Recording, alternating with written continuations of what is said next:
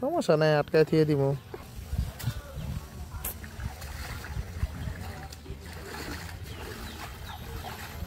বেশ কিছুদিন ব্যস্ততার কারণে পুকুরের যেই পেনা হয়েছে তা পরিষ্কার করা সম্ভব হচ্ছে না, তাই আজকে শুক্রবার ছুটির দিন, অবসর সময়ে পুকুরের পেনা পরিষ্কার করা হচ্ছে। পেনা পরিষ্কার না করলে মাছের যে গ্রোথটা আছে সেটা আটকে যায় এবং মাছের অক্সিজেনের সমস্যা হয়, আর অক্সিজেনের সমস্যা হলে মাছ মারা যায়। এই পুষ্করিণীতে বেশ কিছুদিন ধরে হালকা হালকা দুই একটা পোনা মারা গিয়েছে অযত্নের কারণে, তাই আজকে থেকে আবার যত্ন করা শুরু হলো পেনা পরিষ্কার মিশন।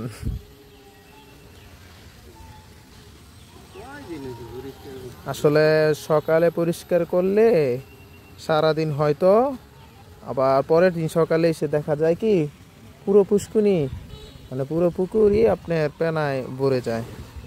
অনেকভাবে পরিষ্কার করা হচ্ছে, প্রায় অনেক দিন যাবত এটা পরিষ্কার করা হচ্ছে, একদিন পর পর, 2 দিন পর পর।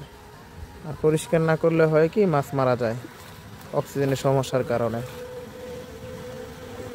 আবার যদি এইখানে 40 কেজি বা 50 কেজি আপনার ঘাস কাপ, কাতল মাছ, বড় ধরনের মাছ ছাড়া হতো তাহলে এগুলো খেয়ে ফেলতো, কিন্তু তো এখানে বড় মাছ নেই, শুধু পোনা মাছ।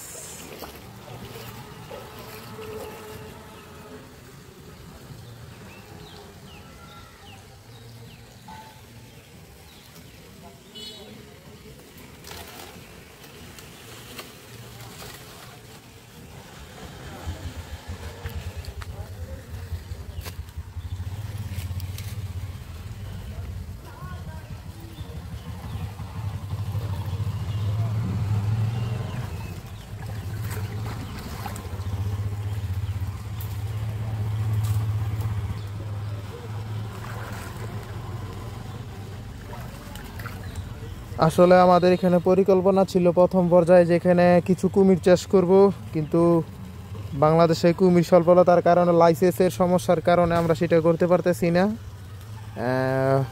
অন্তর্বর্তীকালীন সরকার লাইসেন্স দিতে খুব সমস্যা করছে, এই জন্য আমরা এখনো কুমির চাষ করতে পারতেছি না,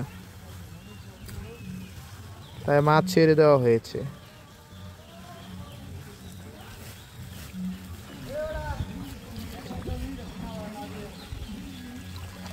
মাঝে মধ্যে এরকম জালি দিয়ে খেয়ে দিলে দেখা যায় পুকুরের যেই পোনা আছে সেই পোনা উঠে পড়ে। ভালো করে চেক করে নিতে হবে। ও না,